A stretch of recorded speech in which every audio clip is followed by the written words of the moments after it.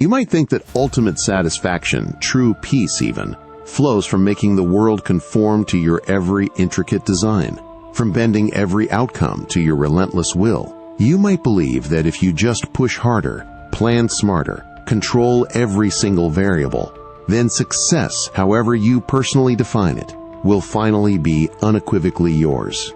But pause for a moment and truly feel the deep undercurrent of that belief. You'll find it often leads not to serenity, but to a persistent, gnawing frustration, an endless, exhausting race against unseen forces. If you've ever felt this profound tension, perhaps take a slow breath, like this video, or share your experience in the comments below. You recognize that subtle tightening in your chest, that familiar, almost involuntary surge of irritation when life deviates even slightly from your meticulously laid path, don't you? Now, picture yourself deep within a project or a pivotal personal endeavor. You've poured every ounce of your being into this, meticulously crafting every detail, aligning your team, your resources, your precious time, all perfectly orchestrated, you believe, for a flawless execution, a definitive, expected victory. But then, an unforeseen element, entirely outside your direct influence, falters. A crucial supplier delays delivery. A vital piece of information arrives late. Or perhaps, a colleague, burdened by their own unseen struggles, simply cannot perform to your exact expectation. You feel that familiar surge of raw exasperation, the desperate, almost frantic urge to intervene, to force the outcome back onto your preferred, predictable track. You feel the immense weight of this moment, the sudden, sharp, almost unsettling realization that despite all your fervent effort, all your ingenious planning, the final result isn't entirely within your grasp. It is a stark, profound, and deeply human truth. This isn't about a lack of will. It's about acknowledging a fundamental boundary, an invisible, unyielding line between your deepest intent and the world's own independent will.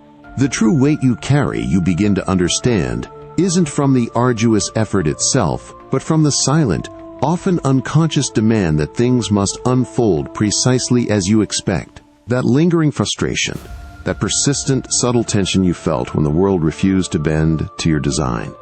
It compels a different kind of gaze, doesn't it? You find yourself, perhaps for the first time, truly scrutinizing the source of that internal turbulence. It's not the event itself you begin to suspect, but your unwavering expectation of absolute control over it. And in that moment of quiet, almost fearful introspection, you are led to a profound question. What truly belongs to you? What is utterly, undeniably yours to command? Is it the sudden downpour that ruins your outdoor plans? The market's unpredictable, volatile whims that sway your investments? The opinions of others, as fleeting and insubstantial as smoke, that shape your reputation? You instinctively feel, no.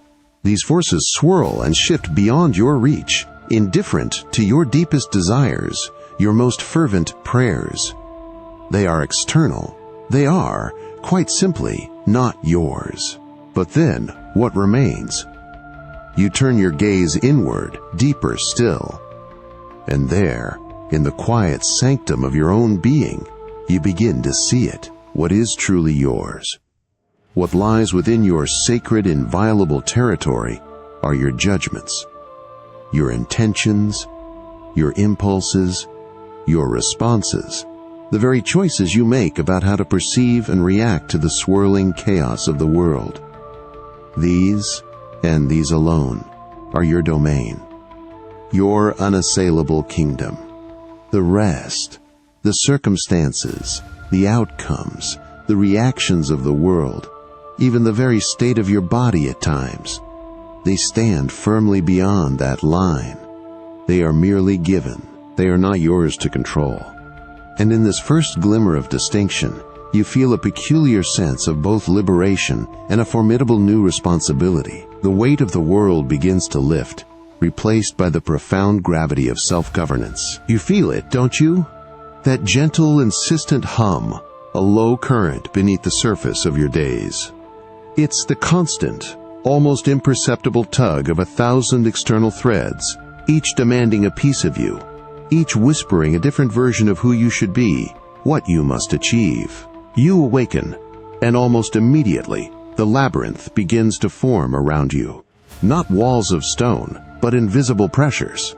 The unwritten expectations of your career, the curated perfection of social feeds, the unspoken obligations to family or friends, the relentless narratives that dictate what success or even happiness looks like. You find yourself navigating this maze, a constant, low-level internal negotiation. You try to keep pace, to meet every perceived demand, to adjust your course, your thoughts, your very self, to fit the shifting contours of this external influence. You see others, seemingly effortless, gliding through their own paths, and you push harder, questioning if you are doing enough, if you are onse demen, onse demen, onse demen, onse demen, onse demen, onse demen, onse demen, onse demen. You might feel a surge of frustration when your efforts seem to vanish into the vastness of these demands, or a subtle exhaustion from always reacting, always adapting, rarely initiating from a place of true internal direction. The sheer volume of these external voices, the chorus of what needs to be done, what should be said, who you ought to impress, it can be deafening. And through it all you sense a quiet erosion, a slow drifting away from your own internal compass. You might pause in a rare moment of stillness and wonder, is this my life? Or is it merely an echo, a reflection of 1,000 others' expectations, caught in a labyrinth where the exit seems perpetually out of sight?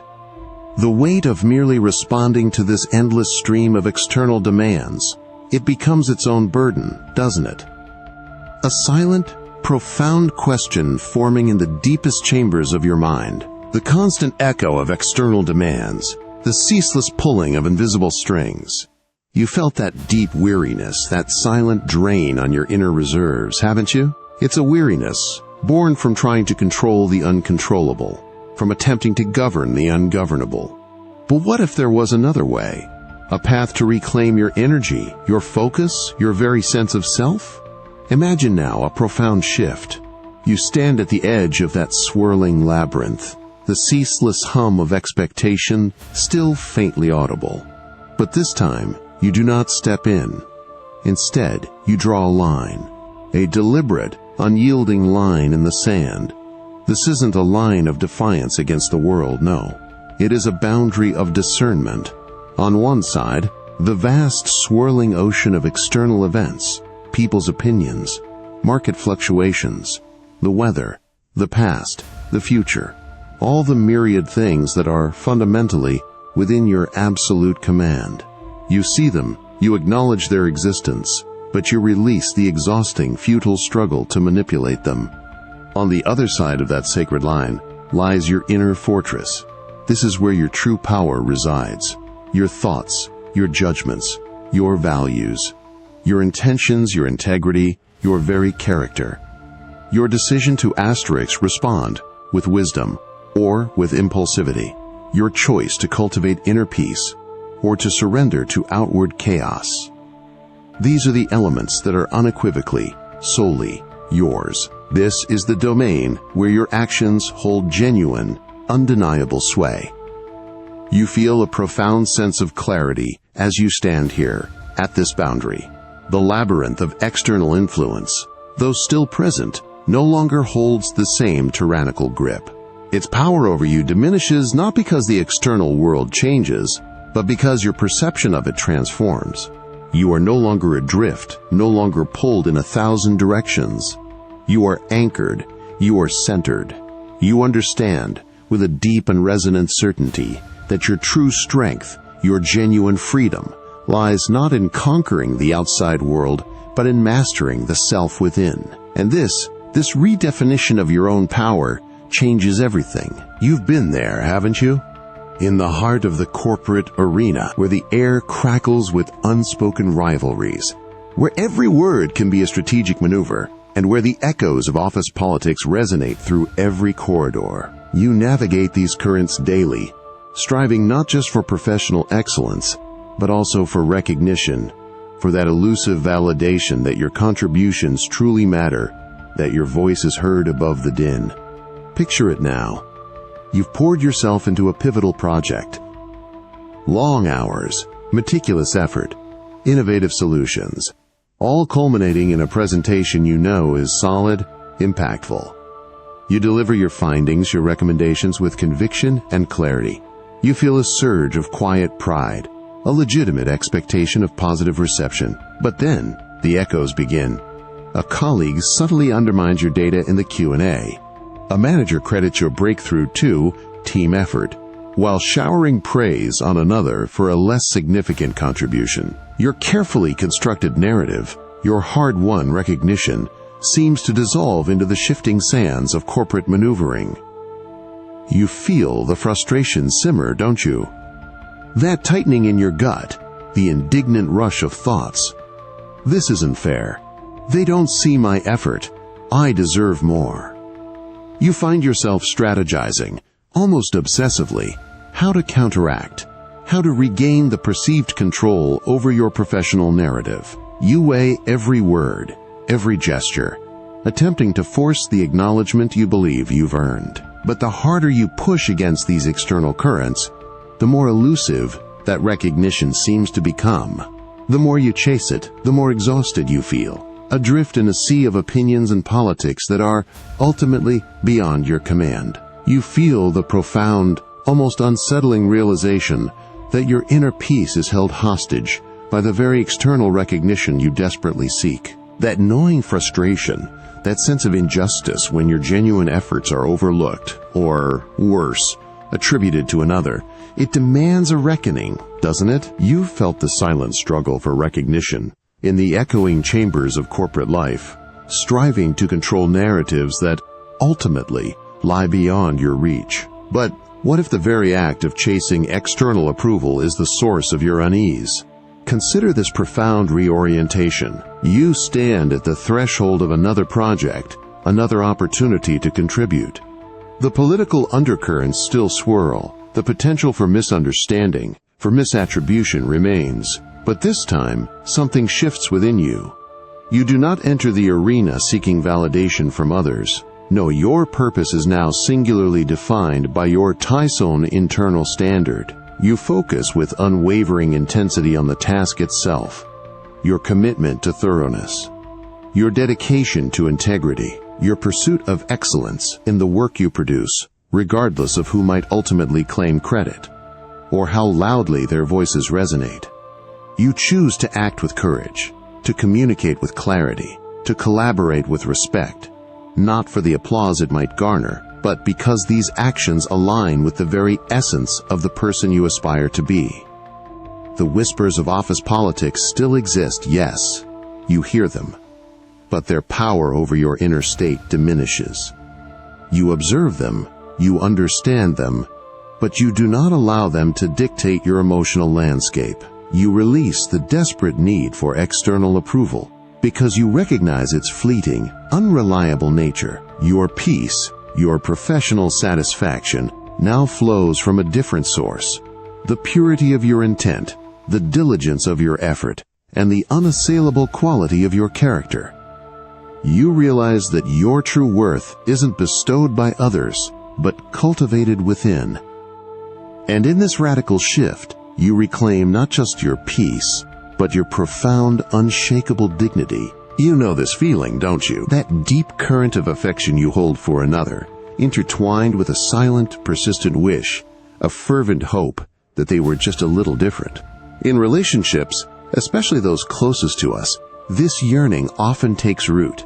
You see their habits, their perspectives, their very essence, and a part of you believes that if only that one thing could shift, then harmony, true, effortless peace, would finally settle between you. Picture the scene. You find yourself in a familiar disagreement, perhaps over a recurring issue, a clash of routines, or a deeply held belief. You articulate your viewpoint, meticulously explaining your logic, painting a clear picture of how things could be, how much better life would be if only they adopted your approach. You offer suggestions, then firm advice, perhaps a gentle plea, or even a frustrated demand. You invest immense emotional energy into shaping them, molding them into the image you hold of an ideal partner, an image you are convinced would lead to mutual happiness. And with each attempt that falls short, with each resistance they present, you feel it, that tightening in your chest, that bitter disappointment that resonates deep within. It's a painful recognition that their choices, their fundamental way of being, are not merely extensions of your own will. This constant tug of war, it drains you.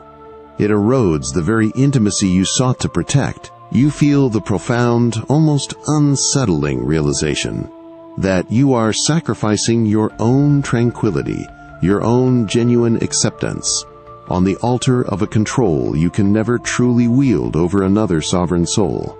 The weight of this struggle, this silent battle for another's essence, begins to make itself known, demanding a deeper reckoning. That persistent tug of war within your most cherished relationships, that desperate yearning to reshape another's essence, you have felt its draining cost, have you not? The quiet, insidious erosion of your own tranquility, sacrificed upon the altar of a control you can never truly, ultimately, wield over another sovereign soul. This struggle, this silent battle for agreement, for conformity, demands not just recognition, but a deeper, more liberating response, a profound shift in your focus. Consider for a moment a radical surrender. You stand once more at the precipice of a familiar disagreement with someone you hold dear. That old, ingrained instinct rises within you, powerful and compelling, to explain, to persuade, to subtly, yet firmly, manipulate their perspective to align with your own. You feel the urge to present your logic, to paint a vivid picture of how much better life would be if only they saw things your way. But this time, this profound moment, you pause. A long, deliberate silence stretches. You choose, with a newfound wisdom, to direct that immense, surging energy, that profound desire for harmony, entirely inward. You begin to acknowledge their distinct, inviolable agency, their fundamental, sovereign right to their own judgments, their own perceptions, their own unique path. You consciously release the urgent, consuming need for them to conform. Instead, you focus, with a solemn, unwavering resolve, on what a conscious, truly, exclusively yours to command: your patience, your understanding, your ability to communicate your own deepest truth with clarity and unwavering kindness, irrespective of their immediate reaction. You begin to cultivate within yourself a profound sense of self-governance. You practice listening, truly listening, without the pre-programmed agenda of rebuttal. You extend compassion, not as a calculated means to an anticipated end, but as an authentic, dignified expression of your own highest virtue. You realize, with an almost breathtaking clarity, that their choices are fundamentally their own, just as your choices are unequivocally yours. Your inner peace, your profound serenity, does not, cannot, depend upon their transformation, but upon your unwavering commitment to living in alignment with your deepest values within the relationship. This is not a passive acceptance. It is an active, dignified, and utterly powerful reclaiming of your personal domain, your inner citadel. You become the unwavering anchor, not attempting to desperately steer their ship, but ensuring your own vessel remains steady amidst the shared waters. And in this profound act of respecting their autonomy, you paradoxically deepen the genuine connection, replacing constant friction with a quiet, powerful understanding. You find lasting freedom, not in altering them, but in mastering the magnificent power of yourself. You've felt that insidious pull, haven't you? That silent, almost magnetic draw toward the digital mirrors that reflect back not your true self, but the curated, polished image you present to the world. You step into the vast, echoing arena of online platforms, often with the sincere intention of connecting, sharing, or simply expressing a part of yourself. But beneath that intention, a deeper, more primal desire often lurks. The yearning for validation, for the affirmation that you are seen, understood, and deemed worthy by an unseen, anonymous multitude. Pause and truly feel it now. You carefully select an image, craft a caption, choosing each word, each filter, with an almost ritualistic precision. You pour your very essence, or at least a carefully constructed facet of it, into these digital fragments. And then you cast them into the void. And you wait. You monitor the numbers, the fleeting heart emojis, the quick comments. When the engagement swells, a subtle warmth spreads through you, a momentary high, a fleeting sense of belonging. But when the numbers remain stubbornly low, when the silence stretches, or worse, when a harsh, unthinking comment appears, you feel that familiar sharp sting, that pang of rejection, that quiet questioning of your own worth, your own identity, all hinged on the capricious whims of public opinion. You find yourself subtly, almost unconsciously, adapting. You start to tailor your thoughts, your expressions, your very persona to what you perceive the digital collective desires. You conform to trends, you shy away from vulnerability, not because it's inauthentic to you, but because the imagined judgment of the crowd looms large. You feel the constant, relentless pressure to perform, to measure up, to be liked, to be seen, not for who you are, but for how well you fit into the ever-shifting matrix of popular approval. And in this frantic chase, this desperate dance for digital validation, you begin to lose sight of something vital. You realize, with a profound, almost unsettling clarity, that you are sacrificing your authentic self, your inner peace, your very dignity, to an insatiable, external force that you can never truly control, never truly satisfy. The true measure of your worth, you begin to suspect, lies not in the fleeting light of a screen, but in the unwavering stillness within. That hollow echo of digital validation, that constant, draining chase for fleeting hearts and ephemeral praise. You've felt its insidious grip, haven't you? The quiet, almost desperate whisper that your worth is somehow tallied by external metrics, by the capricious whims of an anonymous, unseen multitude. You understand the cost now, the sacrifice of your authentic self, your inner peace, to an insatiable force you can never truly, ultimately, satisfy. But what if the source of true affirmation lay not in the digital mirror, but deep within you? Consider now a profound and deliberate act of reorientation. You find yourself scrolling, the familiar ritual of checking, hoping, anticipating. The urge to conform, to present the perfect facade, still flickers. But this time, this profound moment, you pause. You do not just scroll past. You actively, consciously, pull your awareness inward. You feel the slight contraction in your chest that signals the desire for external approval, and then you gently, yet firmly, release it. Instead, you cultivate an internal like button. You begin to define your self-worth, not by the number of engagements, but by the integrity of your intentions, the diligence of your efforts, and the purity of your character. You ask yourself, did I act with wisdom? Did I speak my truth with kindness? Did I contribute to the world with genuine purpose, irrespective of how it was received? When you create something, or share a part of yourself, you do so not for the external applause, but because it aligns with your deepest values. You release it into the world, much like releasing a message in a bottle, knowing that its true value resides not in who finds it, or even if it's found at all, but in the authentic act of its creation. You realize, with an almost breathtaking clarity, that the external world can never truly affirm or diminish your intrinsic worth. That power, that sacred authority, belongs solely to you. You begin to practice a profound indifference to external praise or criticism, not out of arrogance, but out of a deep-seated reverence for your own inner compass. Your peace, your profound serenity, no longer sways with the fickle tides of public opinion. It is anchored, steady, residing in the unshakable certainty of your own well-examined conscience.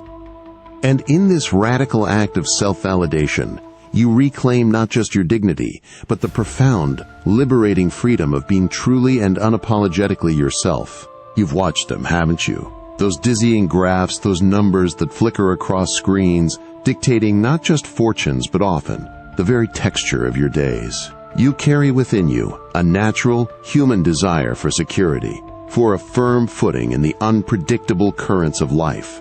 And so, you meticulously plan, you save, you invest, believing that foresight alone can tame the beast of economic uncertainty. You might think that enough data, enough strategic thinking will grant you an impenetrable shield against the market's ruthless whims. But then, the market shifts. A sudden, unforeseen global event. A policy change in a distant land. A rumor that sweeps through the digital airwaves like wildfire. And your carefully constructed future begins to feel fragile, doesn't it? You watch as numbers fluctuate wildly, as perceived gains evaporate, or potential losses loom large on the horizon. You feel the gnawing anxiety, the tightness in your gut as you check the headlines. Almost compulsively, the anger at forces so vast, so interconnected, so entirely beyond your personal grasp. You find yourself consumed, almost obsessively, by the desire to predict, to intervene, to force the market back into a predictable, favorable pattern, even though you know deep down the futility of such an endeavor. This relentless battle, it drains you, it steals your focus, your peace. You feel the profound, almost unsettling realization that your inner tranquility is held hostage by the very external volatility you desperately seek to subdue. The true cost of this struggle, you begin to understand, isn't just financial. It is the silent, constant erosion of your serenity, your internal fortitude, as you endlessly chase control over the uncontrollable. That gnawing anxiety, that desperate chase to tame the market's ruthless whims. You've felt its draining cost, haven't you? The silent, constant erosion of your serenity as you endlessly reach for control over the uncontrollable. You understand now the futility of trying to command the vast, impersonal forces of economics, just as you understand the toll it takes on your inner peace. But what if the true bedrock of your financial serenity lay not in manipulating external currents, but in mastering the very vessel of your own stewardship? Consider now a profound act of reorientation. You stand once more before the swirling eddies of financial news, the headlines screaming of volatility, of unforeseen shifts. The old instinct to react, to panic, to desperately search for a way to influence the external numbers still flickers. But this time, this profound moment, you pause. A long, deliberate silence stretches. You choose, with a newfound wisdom, to direct that immense, surging energy, that profound desire for security, entirely inward. You focus, with an unwavering gaze, on what truly resides within your dominion, your discipline in spending, your foresight in saving, your integrity in every transaction, every agreement. The mindful choices you make about your resources, how you earn them, how you allocate them, how you prepare for what to occur uncertain. These are your true assets, your unassailable fortress against the external storm. You begin to cultivate within yourself a profound sense of diligent stewardship. You practice living within your means, saving for the future, not out of fear, but out of a calm, rational understanding of what you can control. You realize, with an almost breathtaking clarity, that the market storm will rage on, indifferent to your personal anxieties or desires. But your internal harbor, your financial character, becomes unshakable. Your peace, your profound serenity, no longer sways with the fickle tides of market sentiment. It is anchored, steady, residing in the unshakable certainty of your own prudent actions, your own well-examined choices. you understand that true financial resilience isn't found in predicting the unpredictable, but in mastering your own steadfast response to it. And in this radical act of self-governance, you reclaim not just your dignity, but the profound, liberating freedom from financial fear, anchoring your well-being in the only place it can truly reside, within yourself. You stride through life, a silent confidence in your own vitality, haven't you? Your body, a loyal and often unnoticed instrument, carries you through each day, fulfilling every command with remarkable, almost effortless grace. You rise, you move, you act, a quiet certainty resting in your very bones, that this physical vessel is truly, utterly, yours to command, a testament to your will, your discipline, your inherent strength. You might push its limits, test its endurance, but always, in the deepest chambers of your mind, the expectation lingers. It will obey. Your control over it, you silently presume, is absolute. But then, a profound silence. An uninvited guest arrives. A subtle ache at first. A persistent, weary fatigue that refuses to lift, even after deepest rest. Or perhaps, a sudden sharp betrayal. A limb that falters, a breath that catches, a vital function that simply ceases to perform as expected, as nigh demanded. You feel the initial resistance, don't you? That indignant, almost furious refusal to accept this new, unsettling reality. You try to push through, to ignore the insistent signals, to mentally demand that your physical form simply comply with your dictates. You seek remedies, you scour for diagnoses, you grasp for any external fix that might restore the illusion of complete, unwavering command, believing that enough research, enough sheer willpower, can bend biology to your formidable, unyielding will. But the body, it has its own profound, immutable wisdom, its own fragile, undeniable limits. You find yourself confined, restricted, by a force that resides within you, yet feels utterly, irrevocably beyond your dominion. The once familiar landscape of your daily routine becomes a treacherous, alien terrain. Simple tasks, once effortless, transform into monumental, exhausting challenges. You feel the frustration build, hot and sharp, a bitter taste of absolute powerlessness spreading through your very being. And in this profound confrontation with your own physical fragility, you confront a fundamental, unsettling truth. Your body, this magnificent, temporary vessel, is not entirely, absolutely, yours to command. It is merely on loan, a precious, vulnerable gift bestowed upon you for an unknown duration, with an unpredictable return date. It forces your gaze inward, to the only place true mastery can ultimately be found. That gnawing frustration, that profound sense of betrayal from your own body, a vessel that once felt utterly, unconditionally yours. You have felt its draining cost, haven't you? The quiet, insidious despair, when your physical form refuses to bend to your will, when its limits define your day, your life. You've wrestled with its pains, pleaded for its obedience. But what if true strength, profound peace even, lies not in the futile struggle for absolute command, but in a different, more ancient kind of care?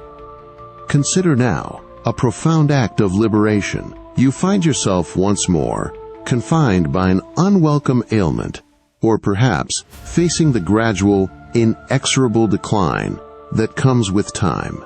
The physical discomfort persists, an insistent, undeniable presence. The old instinct to rage against it, to demand its cessation, still flickers, but this time, this profound moment, you pause. A long, deliberate silence stretches. You choose, with a newfound wisdom, to direct that immense, surging energy, that profound desire for well-being, entirely inward. You focus with an unwavering gaze, not on the disease itself, for that is often beyond your immediate command.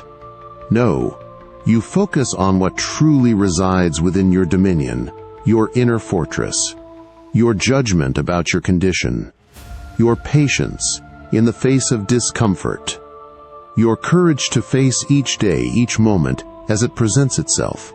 You choose to act with unwavering integrity, to follow the counsel of wise physicians, to provide your body with the gentlest, most diligent care possible, not with the expectation of a guaranteed cure, but because it aligns with your deepest values of self-respect and prudence. You realize with an almost breathtaking clarity that while your body may be compromised, your spirit remains unassailable. Your peace, your profound serenity, no longer sways with the ebb and flow of physical health. It is anchored, steady, residing in the unshakable certainty of your own virtuous response. You understand that true resilience isn't found in conquering every physical ailment, but in mastering your own steadfast acceptance, your own courageous adaptation to what is. And in this radical act of internal fortitude, you reclaim not just your dignity, but the profound, liberating freedom from physical suffering, anchoring your well-being in the only place it can truly reside, within your unconquerable spirit. You've felt that insistent drumbeat, haven't you? That quiet demand within, urging things forward. In a world promising instant results, you believe swiftness equals competence. Delays signal failure. You plan with precision, expecting the world to align with your pace. But then, a profound unsettling stillness descends. You find yourself halted, immovable, waiting for a critical piece, a crucial decision, a vital delivery, or a human moving at a pace discordant with yours. Your preparations complete, will clear, yet time refuses to quicken. You feel that rising frustration, a slow burn of impatience. You mentally push, trying to force the clock to quicken, to compel the external world. Your mind races, amplifying perceived gravity. The energy expended on this internal battle is immense. You fight against time's unyielding march, believing control over its pace assures your peace. But each passing moment beyond your influence only deepens the feeling of being trapped in a reality stubbornly refusing your will. You realize, with chilling clarity, that this torture of the ticking clock is not the delay itself. No, it is your fervent resistance to its undeniable sovereignty. It is the silent, profound sacrifice of your present calm, your inherent dignity, to an illusion of control over time. The external world will move at its own pace, and your peace, your true freedom, lies not in commanding its tempo, but in mastering your own steadfast response to its unyielding rhythm. That gnawing frustration, that profound sense of powerlessness when the clock refuses to bend to your will, you have felt its draining cost, haven't you? The quiet, insidious despair when delays, entirely beyond your influence, hold your carefully laid plans captive. You've wrestled with time's unyielding march, pleaded for its quickening, believing true peace lay in commanding its tempo. But what if true mastery, profound freedom even, lies not in manipulating the external rhythm, but in harmonizing with it? Consider now a profound act of re-engagement. You find yourself once more halted, awaiting a crucial external signal, a decision from another, a natural process unfolding at its own deliberate pace. The old instinct to mentally push, to rage against the perceived inertia, still flickers, but this time, this profound moment, you pause. A long, deliberate silence stretches. You choose, with a newfound wisdom, to direct that immense, surging energy, that profound desire for efficiency, entirely inward. You focus, with an unwavering gaze, not on the absent event, but on the rich, fertile ground of the present moment. This imposed stillness, it is not an empty void to be endured, but an unexpected canvas. What could you refine within yourself? What understanding could you deepen? You reflect on the purity of your intention, the thoroughness of your preparation. You anticipate potential unforeseen challenges, not with anxiety, but with sober foresight, mentally rehearsing your virtuous response. You engage fully with your immediate surroundings, noticing details, sounds, the very breath moving within you. This is not idleness, it is active, intentional presence. You realize, with an almost breathtaking clarity, that time's external pace is beyond your command, yes. But your internal engagement with it, that is unequivocally, solely yours. Your peace, your profound serenity, no longer sways with the fickle tempo of external events. It is anchored, steady, residing in the unshakable certainty of your own mindful presence, your own diligent preparation. You understand that true mastery isn't found in conquering every delay, but in transforming every waiting moment into an opportunity for growth, for wisdom, for cultivating an unconquerable spirit.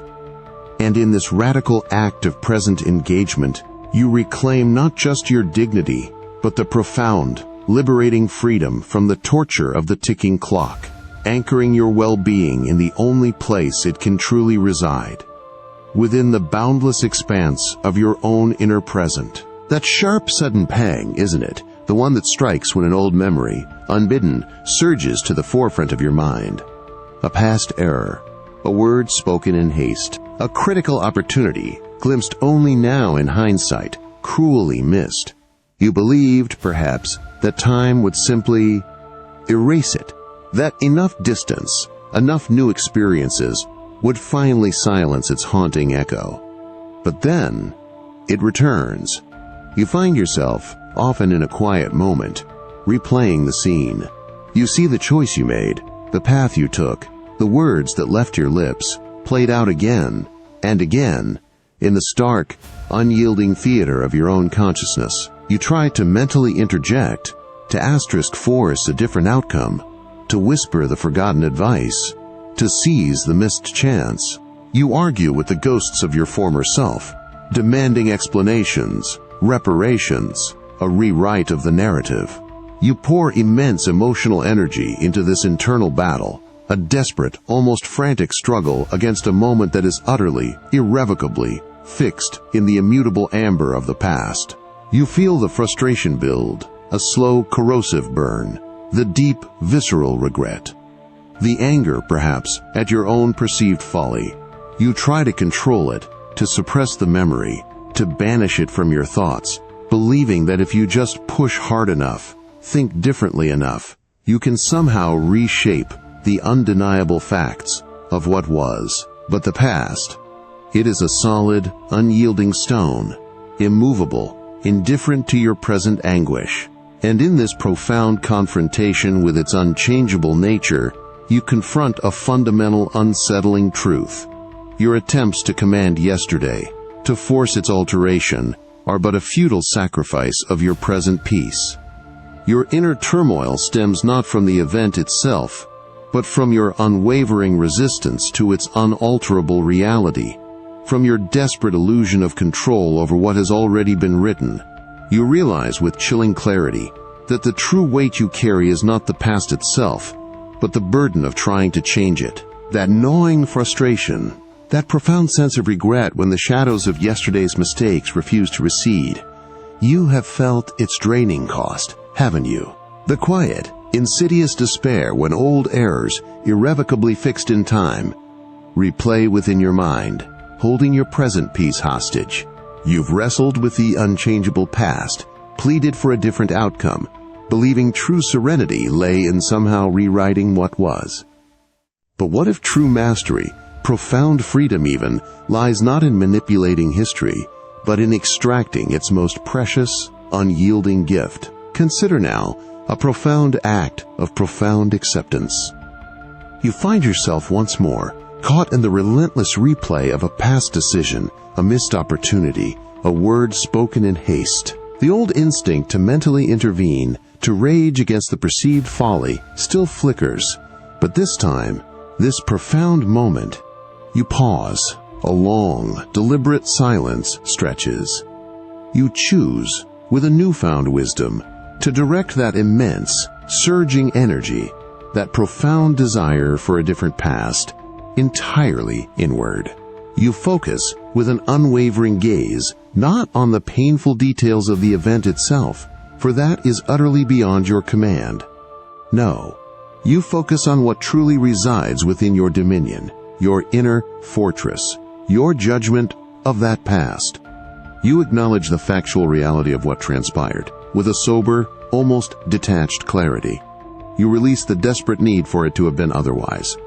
And then, with a quiet, powerful intent, you ask yourself, what lesson, forged in the crucible of that moment, can I carry forward? What wisdom can I extract from this unchangeable experience to inform my present choices, my future actions? You realize, with an almost breathtaking clarity, that the past in its unyielding solidity is not a prison. No, it is a profound, albeit sometimes harsh, teacher. Your peace, your profound serenity, no longer sways with the emotional turbulence of regret. It is anchored, steady, residing in the unshakable certainty of your own capacity to learn, to grow, to choose virtue. Now, you understand that true mastery isn't found in altering history, but in transforming your relationship with it, in wielding its insights as a guide for your present self. And in this radical act of retrospective wisdom, you reclaim not just your dignity, but the profound, liberating freedom from the shadows of yesterday, anchoring your well-being in the only place it can truly reside, within the boundless, ever-present moment of your own conscious choice. You feel it, don't you? That subtle, creeping chill, a whisper from tomorrow, often bringing not hope, but apprehension. You believe that to be prepared, to be safe, you must meticulously foresee every curve in the road, every shadow on the horizon. Your mind becomes a relentless predictor, mapping out intricate webs of potential outcomes, especially the most dire, believing that by visualizing the worst, you can somehow preempt it, somehow control its arrival. But then, the sheer weight of these countless what-ifs begins to descend, heavy and cold. You lie awake, perhaps, in the deep quiet of the night. A significant decision looms, a career change, a personal commitment, a venture into the unknown. And your mind, with a terrifying precision, begins to conjure every conceivable obstacle, every potential failure, every devastating setback. You rehearse conversations that haven't happened, feel the sting of rejections that may never materialize, experience the profound disappointment of losses that exist only in the flickering projections of your own imagination. You find yourself consumed, almost obsessively, by the desperate desire to manipulate these future possibilities, to force them into a favorable mold, to secure an outcome that, at this very moment, is entirely beyond your grasp. This relentless mental battle, it drains you, it steals your rest, your present joy. You feel the profound, almost unsettling realization that your inner tranquility is held hostage, not by the future itself, which remains gloriously unwritten, but by your desperate, exhausting struggle to control its narrative, to command its unfolding. The true cost of this struggle, you begin to understand, isn't just the absence of peace. It is the silent, constant erosion of your very presence as you endlessly chase certainty in a realm that, by its very nature, is inherently unknowable. This pursuit is a sacrifice of your now to a future that may never be. That gnawing anxiety, that relentless grip of future unknowns, pulling you away from the present. You have felt its draining cost, haven't you? The quiet, insidious despair when your mind creates endless what-ifs, sacrificing your peace to a future that remains gloriously unwritten. You've wrestled with its shadows, pleaded for certainty, believing true serenity lay in somehow commanding tomorrow's unfolding. But what if true mastery, profound freedom even, lies not in manipulating the distant horizon, but in cultivating the fertile ground beneath your very feet? Consider now a profound act of present construction. You find yourself once more standing at the precipice of a significant uncertainty, a looming decision, an unknown outcome.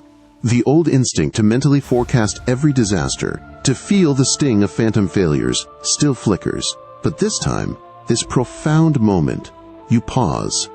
A long, deliberate silence stretches. You choose, with a newfound wisdom, to redirect that immense, surging energy, that profound desire for a predictable future, entirely inward, to the only moment you truly possess. You focus, with an unwavering gaze, not on the vast, unknowable expanse of tomorrow, but on the precise, tangible actions you can take today. What virtuous step can you take in this very instant? What prudent preparation can you undertake? You meticulously address the controllable elements of your situation.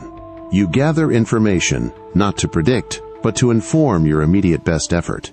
You refine your skills, not to guarantee success, but to ensure your character, your competence, is impeccably aligned with your highest self. You realize, with an almost breathtaking clarity, that while the future remains inherently unknowable, your response to its uncertainty is unequivocally, solely yours. Your peace, your profound serenity, no longer sways with the specter of tomorrow's unknowns. It is anchored, steady, residing in the unshakable certainty of your own diligent, virtuous actions in the present moment. You understand that true mastery isn't found in foreseeing every outcome, but in building bridges of effective, present action. And in this radical act of grounding, you reclaim not just your dignity, but the profound, liberating freedom from future anxieties, anchoring your well-being in the only place it can truly reside, within the boundless, ever-present moment of your own conscious choice. You've witnessed it, haven't you? That jarring, deeply unsettling sight of unfairness, of injustice, woven into the very fabric of the world. Perhaps it's a systemic inequity, a blatant disregard for truth, or a personal slight that feels utterly undeserved. You carry within you an innate sense of what is right, what is just, and when that internal compass is violated, a righteous anger stirs a profound call for balance. You believe, perhaps, that if you just argue louder, expose more clearly, or fight harder, justice must prevail, that reason will ultimately triumph over irrationality. But then, the truth of the world reveals its own intractable nature. You stand before the stark reality of a situation where your deepest convictions about fairness are trampled. Perhaps an innocent person is wrongly condemned, a blatant lie is accepted as truth, or a corrupt system continues to churn, indifferent to your impassioned pleas. You pour your emotional energy, your intellectual might, into exposing the wrong, into demanding rectification. You argue with conviction. You present irrefutable evidence. You appeal to what you believe are universal moral principles. You try to force the scales of justice to balance, to compel the external world to conform to your unwavering sense of right. But the system, the crowd, or even just the stubborn inertia of human bias, remains unmoved. You feel the frustration build, hot and sharp, morphing into a bitter despair. The anger, once righteous, now feels corrosive, impotent. You find yourself consumed, almost obsessively, by the desire to control the outcome, to force the world to C and T-Day as you believe it should. But the more you push against these unyielding external forces, the more elusive that elusive justice seems to become. The more you chase it, the more exhausted you feel, adrift in a sea of public opinion and systemic power that are, ultimately, beyond your command.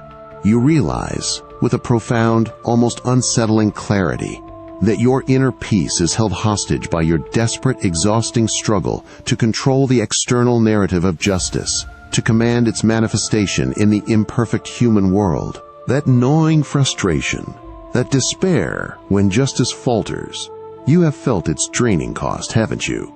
The quiet rage when unfairness, systemic or personal, denies what you know is right.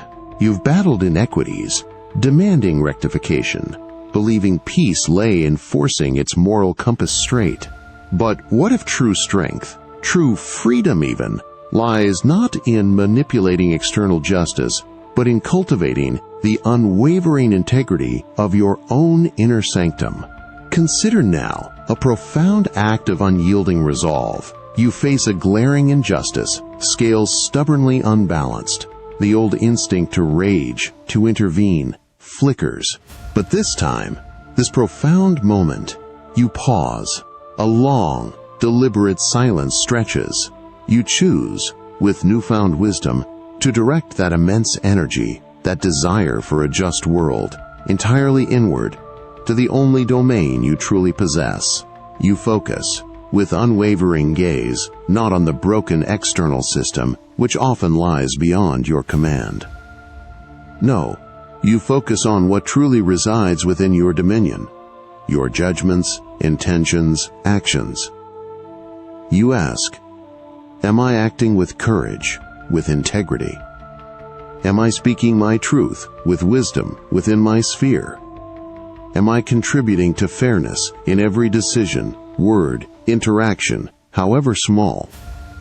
This is not retreat. It is an active, unwavering commitment to being justice, not just demanding it. You realize, with breathtaking clarity, while the external world may remain imperfect, your internal virtue is inviolable. Your peace, your profound serenity, no longer sways with external righteousness. It is anchored, steady, in the unshakable certainty of your own moral compass, your principled actions. True strength isn't found in conquering every societal injustice, but in mastering your own steadfast integrity, your commitment to what is right, within your personal power. In this radical act of self-governance, you reclaim dignity and liberating freedom from despair, anchoring your well-being in your own virtuous heart. You've known that profound, almost sacred bond, haven't you? That effortless intertwining of lives of spirits with another being, a beloved companion, a guiding parent, a cherished friend. You pour your heart, your time, your very future into these connections, building a tapestry woven with shared laughter, quiet understanding, and unspoken promises. You believe deep down that this presence, this vital warmth, is a constant, an anchor in the shifting seas of existence. You nourish it, you protect it, you shape it, almost as if through sheer will you could guarantee its permanence, its enduring place beside you, always. But then, the tapestry unravels. A profound, chilling silence descends, a sudden, irrevocable farewell. Death, in its stark, unyielding finality, arrives. Or perhaps, a separation so complete, so absolute, that the void left behind feels just as cavernous, just as unfillable. You feel the immediate, visceral shock, don't you? That desperate, almost frantic refusal to accept this new, terrifying reality. Your mind races, attempting to reverse time, to undo the irreversible, to conjure their presence once more. You replay memories, not as solace, but as a tormenting reminder of what to tensor and now is not. You cry out, in silent anguish or in raw, unfiltered grief, demanding explanations, pleading for a return, grasping at any ephemeral thread that might re-establish that broken connection. You invest immense, agonizing emotional energy into this internal battle, a desperate, almost furious struggle against a moment that is utterly, irrevocably fixed in the immutable amber of the past. You feel the emptiness build, vast and cold, morphing into a bitter despair. The anger, once sharp, now feels dull, pointless. You find yourself consumed, almost obsessively, by the desire to control the uncontrollable, to force the return of what is gone, to command the very tides of life and death. But the more you push against these unyielding external forces, the more elusive peace becomes. The more you chase it, the more exhausted you feel, adrift in a sea of grief that is, ultimately, beyond your command. You realize, with a profound, almost unsettling clarity, that your inner tranquility is held hostage by your desperate, exhausting struggle to control the external narrative of life itself, to command its unforgiving, inevitable conclusion. The true weight you carry is not the loss itself, but the burden of trying to deny its immutable reality. That cavernous emptiness, that profound, almost visceral anguish when a cherished presence is irrevocably gone.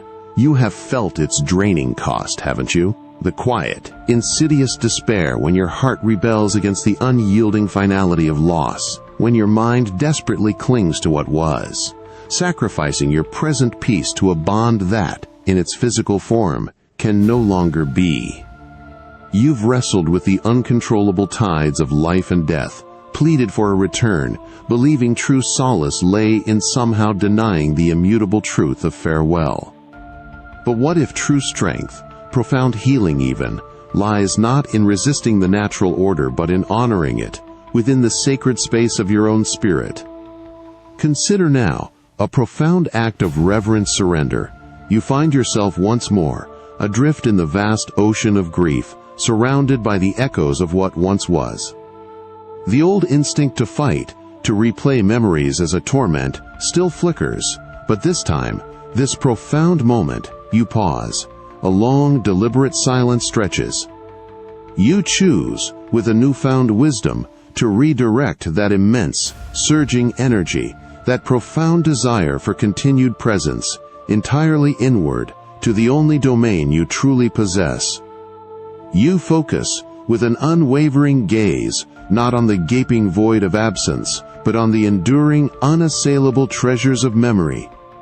You allow yourself to feel the grief, yes, for that is the profound cost of love, but you simultaneously invite the warmth of gratitude, of profound appreciation for the time, the shared laughter, the quiet understanding that it had exist. You consciously release the desperate need to alter the past, or to conjure a presence that cannot be. Instead, you cultivate an inner garden where their essence, their virtues, the lessons they imparted, are not just remembered, but cherished, allowed to flourish within you as living legacies. You realize, with an almost breathtaking clarity, that while the physical form departs, the spiritual imprint, the enduring impact of that connection remains. Your peace, your profound serenity, no longer sways with the immediate shock of loss. It is anchored, steady, residing in the unshakable certainty of your own capacity to remember, to love, to continue living virtuously in their honor. You understand that true mastery isn't found in conquering death or separation, but in transforming grief into a profound act of acceptance, allowing the natural cycle of life and loss to deepen your humanity. And in this radical act of internal cherishing, you reclaim not just your dignity, but the profound, liberating freedom from endless sorrow, anchoring your well-being in the enduring power of memory and the boundless love that transcends even farewell. You felt that prickle, haven't you? That unsettling sensation when you realize your carefully constructed self, your genuine intentions, are being distorted, perhaps even maligned, by the casual whispers of others. You strive for integrity, for sincerity, believing that clear actions and an honest heart should be enough to ensure you are understood, or at least fairly judged. You might think that if you just explain yourself more clearly or live beyond reproach, others must see your truth. But then, the whispers begin. A subtle rumor, a misconstrued remark, a casual piece of gossip that travels through your social circles, your workplace, perhaps even across the vast, echoing expanse of digital space. You hear snippets of conversations, see veiled comments, or feel the shift in an old acquaintance's demeanor. You find that your motives are questioned, your character dissected, your actions reinterpreted through the opaque lens of another's prejudice or misunderstanding. You feel the sting of injustice, the surge of indignation, the desperate urge to correct the record, to explain, to defend, to force them to see the truth of who you are. You pour immense emotional energy into this internal battle, a desperate, almost frantic struggle against an external narrative that is utterly, irrevocably, beyond your direct command. You try to control it, to suppress the gossip, to banish it from others' minds, believing that if you just push hard enough, speak eloquently enough, you can somehow reshape the undeniable facts of their perceptions. But the opinions of others, they are fleeting and insubstantial as smoke, yet possess the power to wound deeply, indifferent to your anguish. And in this profound confrontation with their unyielding independence, you confront a fundamental, unsettling truth. Your attempts to command their thoughts, to force their alteration, are but a futile sacrifice of your present peace. Your inner turmoil stems not from their words themselves, but from your unwavering resistance to their unalterable reality, from your desperate illusion of control over what resides in the minds of others. You realize with chilling clarity that the true weight you carry is not their judgment, but the burden of trying to change it. That insidious sting, that profound sense of betrayal when the whispers of others distort your truth, misrepresent your intentions. You have felt its draining cost, haven't you? The quiet indignation when external narratives attempt to redefine your very essence, when public opinion, fickle and unjust, holds your peace hostage.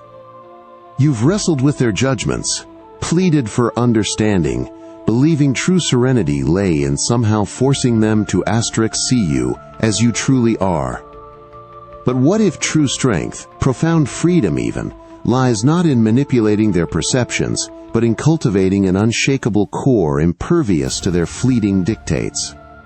Consider now a profound act of internal fortification. You find yourself, once more, confronted by the specter of gossip, the chill of critique, the weight of a misconstrued reputation.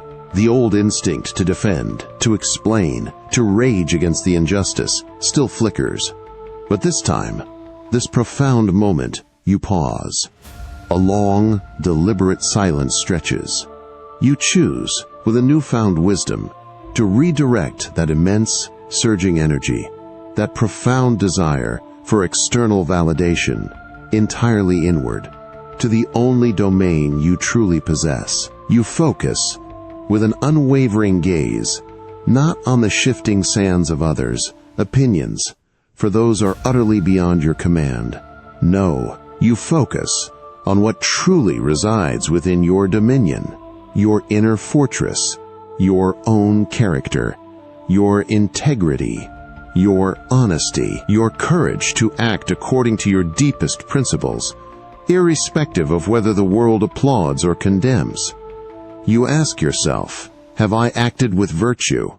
Have I been true to myself? Have my intentions been pure, my efforts diligent? This internal standard, this private reckoning, becomes your singular, unassailable judge. You realize, with an almost breathtaking clarity, that while others may speak, may judge, may even misrepresent, their words hold no power over the asterisk truth of who you are, or over your capacity to live a life of meaning. Your peace, your profound serenity, no longer sways with the fickle winds of public perception. It is anchored, steady, residing in the unshakable certainty of your own well-examined conscience, your own unwavering commitment to virtue. You understand that true mastery isn't found in controlling how others see you, but in solidifying the unassailable core of your own character, making it impervious to external whispers.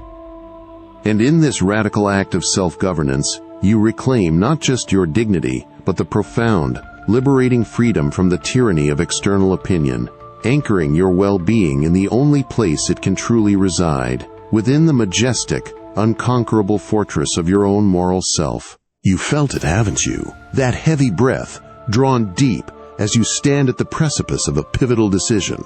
Not a small choice, no, but one that feels monumental.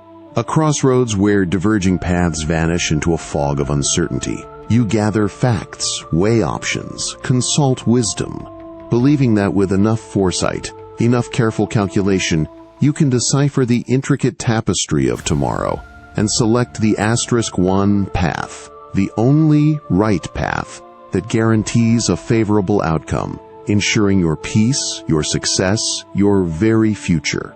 But then, a profound stillness descends. You stare into the future, a vast, unknowable expanse. A new career opportunity calls, demanding a leap of faith. A relationship requires a commitment that reshapes your entire existence. A personal investment risks years of diligent saving. You analyze, you scrutinize, you mentally project every conceivable consequence, both good and ill. You try to foresee every ripple, every tremor, to force the clarity that refuses to manifest. You replay potential scenarios in your mind, feeling the sting of failure before it has even occurred, experiencing the relief of triumphs that may never materialize. You feel the hesitation build, a slow, paralyzing dread, the fear of choosing wrongly, the desperate, almost frantic urge to freeze, to avoid the decision altogether, believing that inaction might somehow prevent the dreaded, uncontrollable outcome. You invest immense emotional energy into this internal battle, a desperate struggle against a future that is utterly, irrevocably beyond your direct command. You try to control it, to suppress the uncertainty, to banish it from your thoughts, believing that if you just think hard enough, plan meticulously enough, you can somehow reshape the undeniable facts of what will be. But the future, it is a fluid, unyielding current, indifferent to your anguish. And in this profound confrontation with its unyielding independence, you confront a fundamental, unsettling truth. Your attempts to command its unfolding, to force its alteration through perfect choice, are but a futile sacrifice of your present peace. Your inner turmoil stems not from the choice itself, but from your unwavering resistance to its unalterable uncertainty, from your desperate illusion of control over what has yet to be written. You realize with chilling clarity that the true weight you carry is not the decision, but the burden of trying to control its uncontrollable result. That paralyzing dread, that fear of choosing wrongly when outcomes vanish into the fog of uncertainty, you have felt its draining cost, haven't you? The quiet, insidious despair when the weight of potential failure stifles your will, sacrificing your present peace to a future that, by its very nature, refuses to be commanded. You've wrestled with the unknowable, pleaded for clarity, believing true serenity lay in somehow deciphering tomorrow's intricate tapestry before taking a single step. But what if true mastery, profound freedom even, lies not in manipulating the distant horizon, but in cultivating the unwavering integrity of the very choice you are about to make? Consider now a profound act of courageous commitment. You stand once more at that pivotal crossroads, the paths diverging into uncertainty. The old instinct to freeze, to replay imagined failures, still flickers, but this time, this profound moment, you pause. A long, deliberate silence stretches. You choose, with a newfound wisdom, to redirect that immense, surging energy, that profound desire for a guaranteed favorable outcome, entirely inward, to the only domain you truly possess.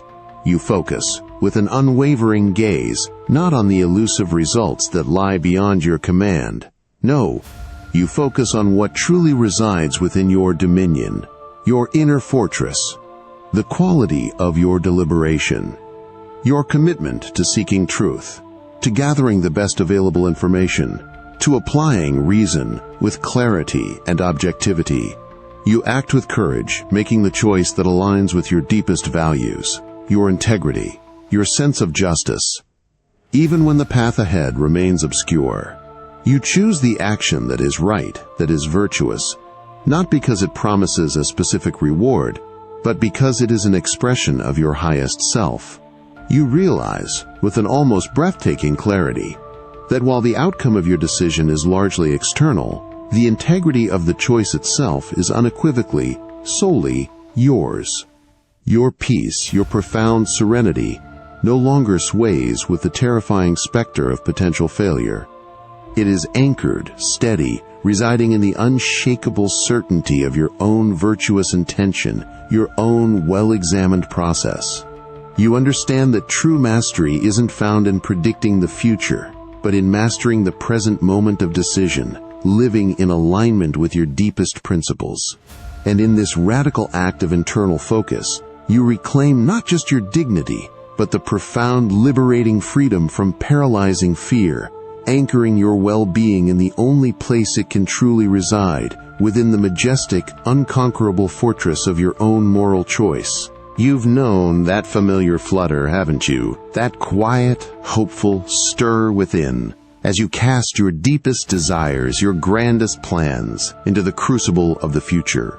A job promotion, a personal aspiration, a long-anticipated event. You meticulously plan. You work tirelessly. You paint vivid mental pictures of the anticipated triumph, the joyous culmination. You believe, perhaps, that if you just wanted enough, work hard enough, control enough variables, the universe must deliver, that your expectation will be met, ensuring your happiness, your contentment.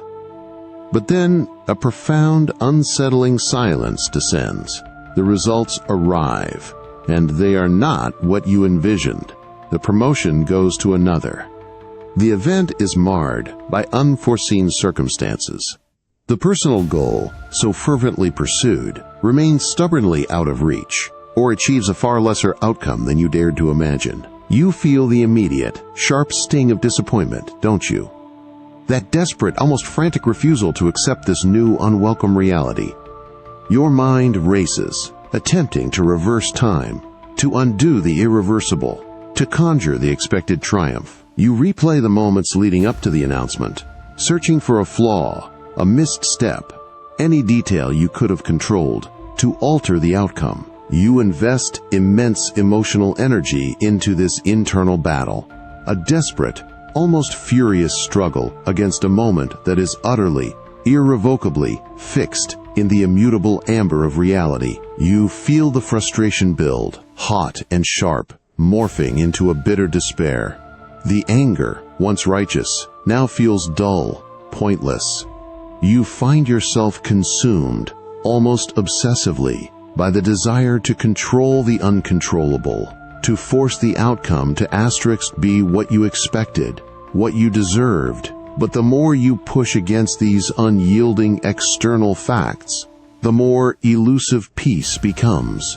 The more you chase it, the more exhausted you feel, adrift in a sea of events that are ultimately beyond your command. You realize, with a profound, almost unsettling clarity, that your inner tranquility is held hostage by your desperate, exhausting struggle to control the external narrative of life itself, to command its unforgiving, inevitable unfolding.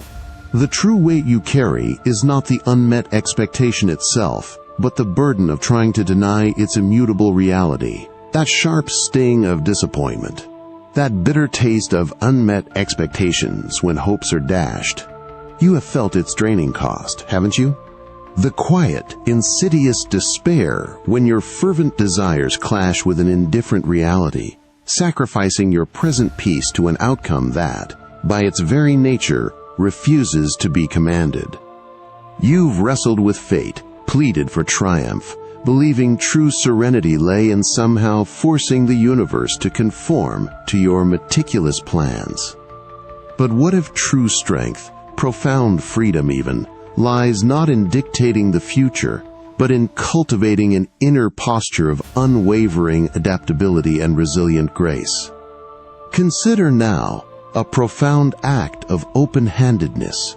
You find yourself once more standing at the precipice of a significant undertaking, a cherished goal, an anticipated reward. The old instinct to cling, to rigidly demand a specific outcome, still flickers. But this time, this profound moment, you pause. A long, deliberate silence stretches. You choose, with a newfound wisdom, to redirect that immense, surging energy, that profound desire for a guaranteed favorable result, entirely inward, to the only domain you truly possess. You focus, with an unwavering gaze, not on the elusive external outcome, for that is utterly beyond your command. No. You focus on what truly resides within your dominion, your inner fortress, the quality of your effort, your commitment to diligent work, your steadfastness in pursuing your aims. You act with virtue, giving your absolute best, not because it guarantees a specific reward, but because it aligns with your deepest principles of excellence and integrity. And then, with an almost ritualistic gesture, you open your hands. You release the tight grip of expectation. You become profoundly indifferent to the asterisk results that follow, not out of apathy, but out of a profound understanding that the external world will unfold as it will, independent of your wishes. You realize, with an almost breathtaking clarity, that while external events are not yours to control, your internal response to them is unequivocally, solely, your domain. Your peace, your profound serenity, no longer sways with the fortunes of external outcomes. It is anchored, steady, residing in the unshakable certainty of your own virtuous effort, your own unwavering commitment to what is right and within your power. You understand that true mastery isn't found in guaranteeing success, but in cultivating an inner posture of radical acceptance and profound flexibility.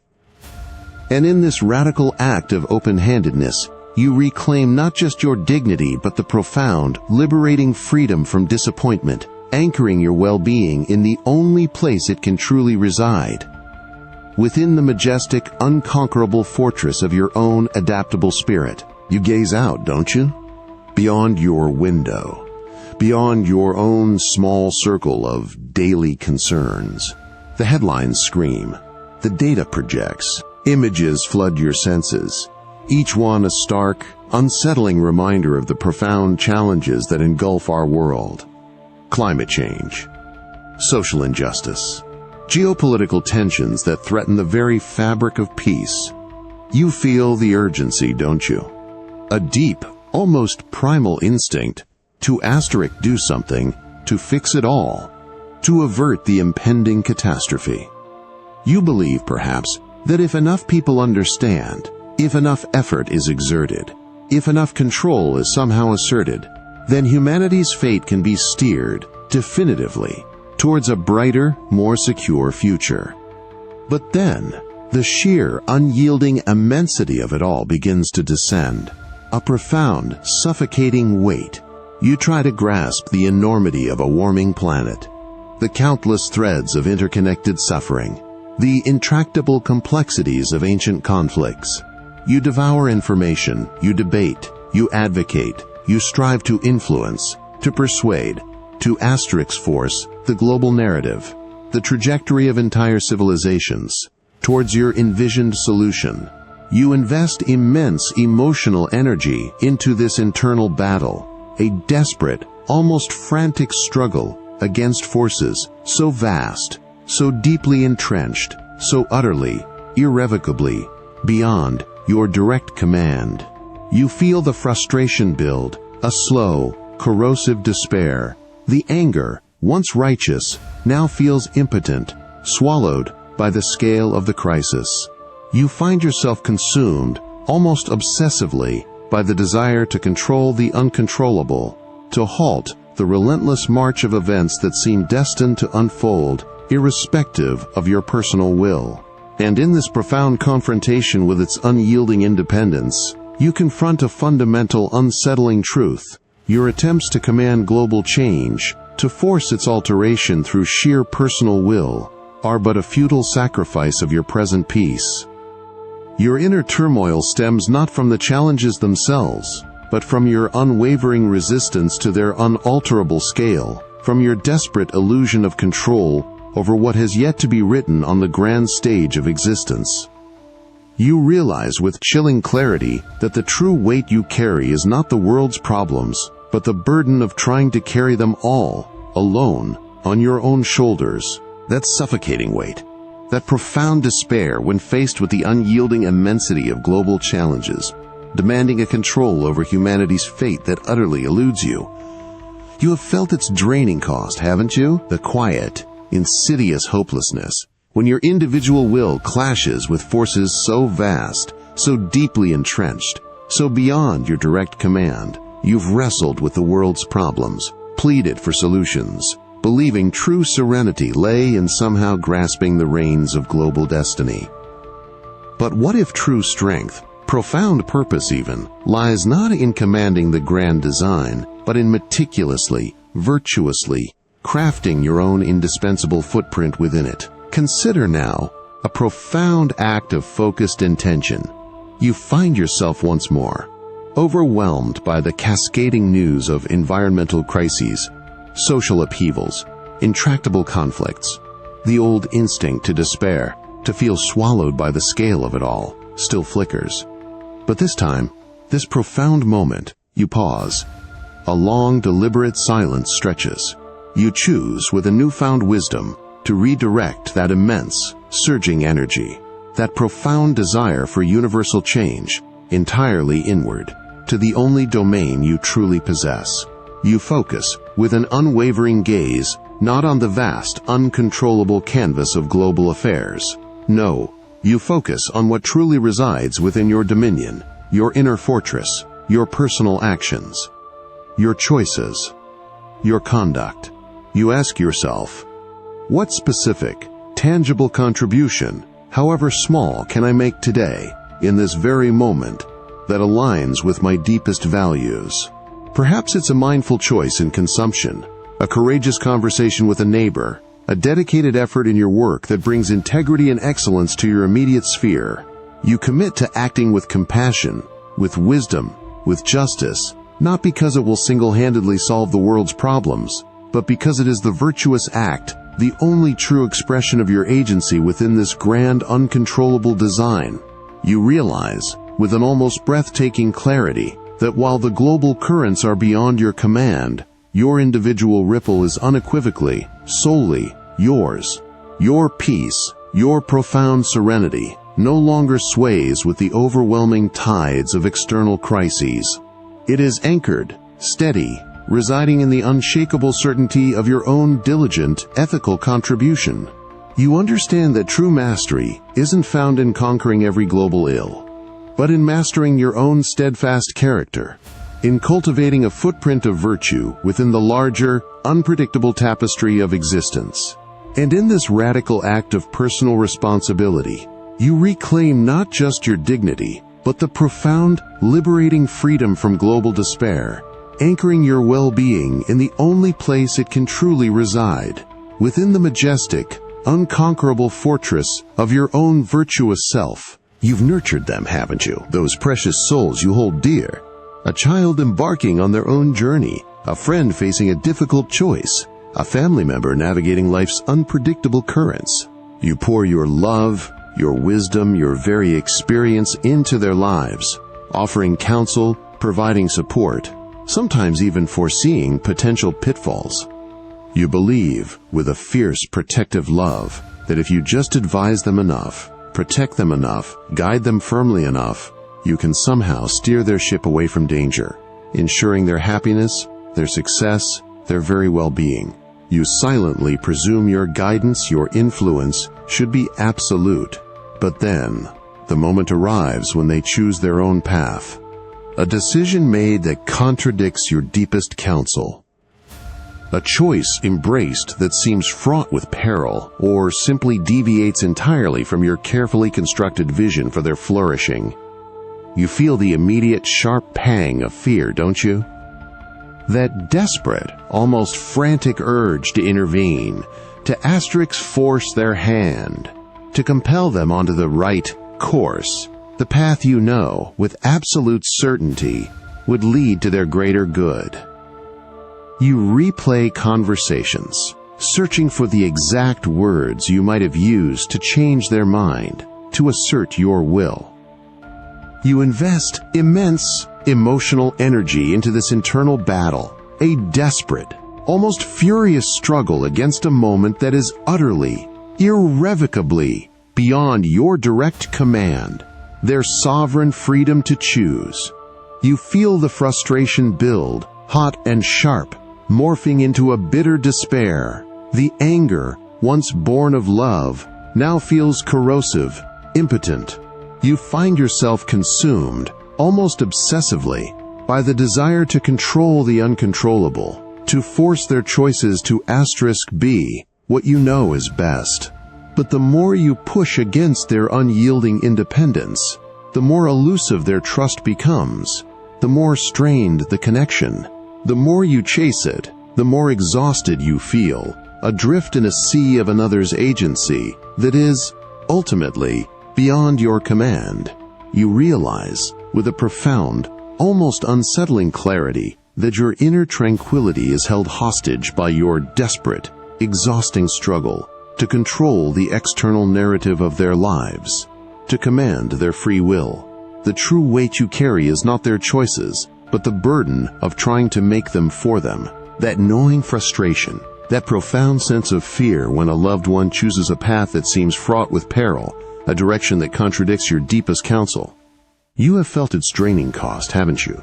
The quiet, insidious despair when your protective love clashes with their unyielding independence, sacrificing your present peace to a freedom that, by its very nature, refuses to be dictated. You've wrestled with their choices, pleaded for their conformity, believing true serenity lay in somehow steering their ship to your chosen harbor. But what if true strength, profound connection even, lies not in possessing their journey, but in cultivating an unwavering posture of supportive wisdom, while reverently honoring their sovereign right to navigate their own storms? Consider now a profound act of dignified release. You find yourself once more standing at the precipice of a loved one's pivotal decision, a direction that fills you with apprehension. The old instinct to intervene, to asterisk force their hand, to mentally replay every reason why your way is best, still flickers. But this time, this profound moment, you pause. A long, deliberate silence stretches. You choose, with a newfound wisdom, to redirect that immense, surging energy, that profound desire for their guaranteed safety, entirely inward, to the only domain you truly possess. You focus, with an unwavering gaze, not on the elusive external outcome of their choice, for that is utterly beyond your command. No, you focus on what truly resides within your dominion, your inner fortress, the quality of your support, your commitment to offering wisdom with humility, not dictation, your steadfastness in providing a safe harbor, a listening ear, a compassionate presence. Irrespective of their decisions, you choose to act with courage, to speak your truth with clarity and unwavering kindness, offering your perspective as a gift, not a demand. And then, with an almost ritualistic gesture, you open your hands. You release the tight grip of ownership over their path. You become profoundly indifferent to their ultimate choices, not out of apathy, but out of a deep-seated respect for their inherent right to learn, to grow, to experience the consequences of their own free will. You realize, with an almost breathtaking clarity, that while their journey is not yours to control, your love, your wisdom, your unwavering presence are unequivocally, solely your domain. Your peace, your profound serenity, no longer sways with the uncertain winds of their decisions. It is anchored, steady, residing in the unshakable certainty of your own virtuous intention, your own commitment to fostering their growth, not possessing their outcome. You understand that true mastery isn't found in commanding their lives, but in mastering your own steadfast character, in cultivating a love that supports, that advises, but ultimately, gracefully, lets live. And in this radical act of shared autonomy, you reclaim not just your dignity, but the profound, liberating freedom from controlling others, anchoring your well-being in the only place it can truly reside, within the majestic, unconquerable fortress of your own wisely given love. You cling to it, don't you? That quiet, insistent whisper that you are, truly, the master of your fate, the sole architect of every significant outcome. You plan meticulously, orchestrate your days, and with each successful step, a profound confidence settles within. You believe, perhaps, that if you just work harder, foresee every detail, life itself will bend to your unwavering will, securing a predictable, desirable destination. This deep-seated belief, you realize, offers an intoxicating comfort, a seemingly impenetrable shield against the world's inherent chaos. But then the world reveals its own sovereign, utterly indifferent will, an unexpected storm erupts beyond any forecast, violently altering your crucial plans. A trusted colleague, whose actions you believed you could predict, makes a startling choice that dismantles your project's foundation. A beloved family member, whose happiness you desperately sought to secure, veers sharply onto a perilous path, disregarding your every heartfelt counsel. You feel the immediate, jarring jolt, don't you? That desperate, frantic surge to reassert your power, to force the elements, the people, the very circumstances back into alignment with your precise vision. You double down, you argue, you subtly manipulate, investing immense emotional energy into the fervent, unshakable belief that your command is merely challenged, not fundamentally absent. This frantic, exhausting grasping, it drains you. It steals your rest, your genuine presence. You feel the profound, almost unsettling realization that your inner tranquility is held hostage, not by the external event itself, but by your relentless, exhausting struggle to maintain a fragile illusion of command over that which is inherently, utterly uncontrollable. The true cost of clinging to this struggle, you begin to understand, isn't just disappointment. It is the silent, constant erosion of your serenity, your internal fortitude, as you endlessly chase certainty in a wild realm that is, by its very nature, untamed and free. This false comfort, you realize, is a heavy price for a power you never truly possessed. That frantic, exhausting grasping, that desperate dance to maintain a fragile illusion of command over a world utterly indifferent to your will, you have felt its draining cost, haven't you? The quiet, insidious despair when your relentless struggle to control the uncontrollable merely saps your strength, leaving you adrift and profoundly weary.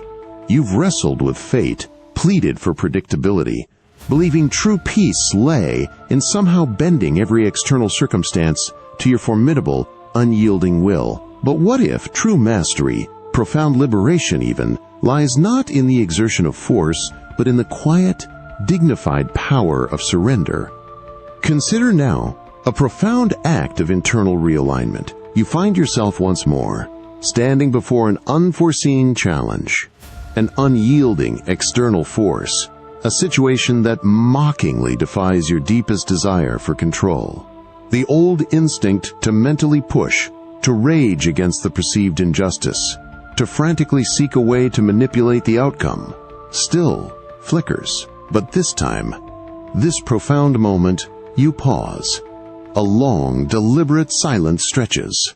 You choose with a newfound wisdom to redirect that immense, surging energy, that profound desire for external command, entirely inward, to the only domain you truly possess. You focus, with an unwavering gaze, not on the elusive external event, for that is utterly beyond your command. No, you focus on what truly resides within your dominion, your inner fortress, your judgment about the situation, your patience in the face of adversity, your courage to face reality as it is, not as you desperately wish it to be. You ask yourself, how can I respond with virtue, with wisdom, with equanimity? To asterisk, what is? This is not a passive resignation. It is an active, dignified, and utterly powerful choice to align your internal state with the unalterable facts of existence. You practice accepting the moment, not with defeat, but with a profound understanding that your true power lies in your interpretation, your attitude, your response. You realize, with an almost breathtaking clarity, that while the external world will always unfold according to its own grand, indifferent laws, your inner landscape is unequivocally, solely yours to govern. Your peace, your profound serenity, no longer sways with the chaotic winds of external circumstance. It is anchored, steady, residing in the unshakable certainty of your own virtuous choice, your own wise acceptance. You understand that true mastery isn't found in conquering every external challenge, but in mastering your own steadfast character, in cultivating a quiet strength that is impervious to the world's unpredictable turns. And in this radical act of gentle unveiling, you reclaim not just your dignity, but the profound liberating freedom from the illusion of command, anchoring your well-being in the only place it can truly reside, within the majestic, unconquerable fortress of your own accepting spirit. You've felt it, haven't you? That subtle, constant friction, that gnawing sense of unease when reality deviates from your carefully crafted expectations. You believe, perhaps, that life should conform to your plans, that people ought to behave a certain way, that circumstances must align for your comfort and success. This deep-seated belief, you realize, often leads not to serenity, but to a persistent, draining battle, a silent war waged against the very fabric of existence. But then reality, with its unyielding force, asserts itself. A sudden, inconvenient change of plans. A harsh word from a loved one. An unexpected setback in your professional life. Or perhaps, simply the weather, refusing to bend to your desires for a sunny day. You feel the immediate jolt, don't you? That desperate, almost frantic refusal to accept this new, unwelcome reality. Your mind races, generating a torrent of if-onlys and "it shouldn't be like this." You argue, you complain, you mentally push against the unalterable facts, investing immense emotional energy into the fervent, unshakable belief that your internal resistance can somehow alter the external truth. This exhausting struggle, it drains you, it steals your rest, your genuine presence, your very joy. You feel the profound, almost unsettling realization that your inner turmoil is fueled, not by the external event itself, but by your relentless, exhausting struggle to maintain a fragile illusion of control over that which is inherently, utterly uncontrollable. The true cost of clinging to this resistance, you begin to understand, isn't just frustration. It is the silent, constant erosion of your serenity, your internal fortitude, as you endlessly fight against the immutable flow of life.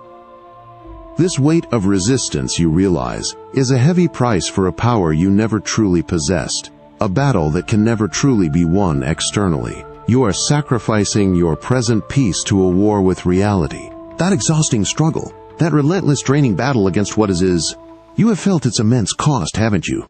The quiet, insidious despair when reality, in its unyielding force, refuses to bend to your fervent desires, sacrificing your present peace to a phantom war you can never win. You've wrestled with the immutable facts, pleaded for a different unfolding, believing true serenity lay in somehow forcing the world to conform to your meticulous plans. But what if true strength, profound freedom even, lies not in the exertion of force, but in the quiet, dignified embrace of exactly what stands before you? Consider now a profound act of internal peace. You find yourself once more standing before an inconvenient truth, an unwelcome circumstance, a person whose actions defy your expectations. The old instinct to resist, to argue with reality, to mentally push against what still flickers. But this time, this profound moment, you pause. A long, deliberate silence stretches. You choose, with a newfound wisdom, to redirect that immense, surging energy, that profound desire for external command, entirely inward, to the only domain you truly possess. You focus, with an unwavering gaze, not on the elusive external event itself, for that is utterly beyond your command. No, you focus on what truly resides within your dominion, your inner fortress, your judgment about the situation, your patience in the face of what is, your courage to acknowledge reality as it presents itself, not as you desperately wish it to be. You ask yourself, how can I respond with virtue, with wisdom, with equanimity to what is? This is not a passive surrender to fate. It is an active, dignified, and utterly powerful choice to align your internal state with the unalterable facts of existence. You practice accepting the moment, not with resignation, but with a profound understanding that your true power lies in your interpretation, your attitude, your response. You realize, with an almost breathtaking clarity, that while the external world will always unfold according to its own grand, indifferent laws, your inner landscape is unequivocally, solely yours to govern. Your peace, your profound serenity, no longer sways with the chaotic winds of external circumstance. It is anchored, steady, residing in the unshakable certainty of your own virtuous choice, your own wise acceptance. You understand that true mastery isn't found in conquering every external challenge, but in mastering your own steadfast character, in cultivating a quiet strength that is impervious to the world's unpredictable turns. And in this radical act of liberating embrace, you reclaim not just your dignity, but the profound, liberating freedom from the exhausting weight of resistance, anchoring your well-being in the only place it can truly reside, within the majestic, unconquerable fortress of your own accepting spirit. You feel it, don't you? That relentless, ceaseless hum beneath the surface of your modern existence. The constant barrage of information, the endless to-do lists, the urgent demands on your time, your attention, your very soul. You yearn for it, that elusive state, serenity. The deep, abiding calm that feels untouchable by the swirling chaos of the world. You believe, perhaps, that if you just organize enough, achieve enough, secure enough external comforts, then this profound peace will finally settle upon you, a permanent guest, unshaken by life's inevitable storms. But then, the relentless tide of daily life washes over you. A sudden jarring email arrives, demanding an immediate response. A loved one faces a crisis, pulling at your deepest affections. The global news cycle screams with fresh anxieties, fueling a low thrum of generalized unease. You try to meditate, to breathe, to find moments of stillness, but the external world, with its 1,000 insistent voices, seems to conspire against your efforts. You feel that familiar tightening in your chest, don't you? That desperate, almost frantic urge to silence the noise, to control the ceaseless demands, to asterisk force, a state of tranquility upon yourself, believing that true calm is a reward for mastering the external chaos. This constant, exhausting pursuit, it drains you. It steals your focus, your genuine presence in the moment. You feel the profound, almost unsettling realization that your inner tranquility is held hostage, not by the external chaos itself, but by your desperate, exhausting struggle to subdue it, to command its endless, unpredictable unfolding. The true cost of this quest, you begin to understand, isn't just the absence of peace. It is the silent, constant erosion of your serenity, your internal fortitude, as you endlessly chase quiet in a world inherently, unapologetically, loud. This quest for external calm, you realize, is a heavy price, for it demands a power over the world you never truly possessed. That exhausting pursuit, that desperate quest for external serenity, trying to silence the world's noise and force a calm that always seemed just out of reach. You felt its immense cost, haven't you? The quiet, insidious despair, when the endless chaos of modern existence seemed to mock your deepest yearning for peace, leaving you perpetually adrift and profoundly weary. You've wrestled with the world's relentless demands, pleaded for a moment's stillness, believing true tranquility lay in somehow commanding every external circumstance to your formidable, unyielding will. But what if true serenity, profound, enduring calm, lies not in the futile exertion of external force, but in a daily, quiet, unwavering act of internal mastery? Consider now a profound shift in your daily walk. You find yourself once more amidst the swirling currents of your busy day. A deadline looms, a challenging conversation awaits, an unexpected obstacle blocks your path. The old instinct to mentally push, to rage against the perceived inconvenience, to frantically seek a way to manipulate the outcome, still flickers. But this time, this profound moment, you pause. A long, deliberate silence stretches. You choose, with a newfound wisdom, to redirect that immense, surging energy, that profound desire for a perfectly smooth external reality, entirely inward, to the only domain you truly possess, your own mind. You focus with an unwavering gaze, not on the elusive external event, for that is utterly beyond your command. No, you focus on what truly resides within your dominion, your inner fortress, your judgment about the situation, your patience in the face of delay, your courage to respond with integrity and clarity. You ask yourself, what is truly mine in this moment? What virtuous choice can I make? This is the daily practice of the dichotomy of control, not a grand, singular triumph, but a continuous, micro-decision to distinguish what is within your power from what is not. You practice aligning your will only with what you can influence, your thoughts, your actions, your character, and gracefully accepting the rest. You realize, with an almost breathtaking clarity, that while the external world will always unfold according to its own grand, indifferent laws, your inner landscape is unequivocally, solely yours to govern. Your peace, your profound serenity, no longer sways with the chaotic winds of external circumstance. It is anchored, steady, residing in the unshakable certainty of your own virtuous choice, your own wise acceptance. You understand that true mastery isn't found in conquering every external challenge, but in mastering your own steadfast character, in cultivating a quiet strength that is impervious to the world's unpredictable turns.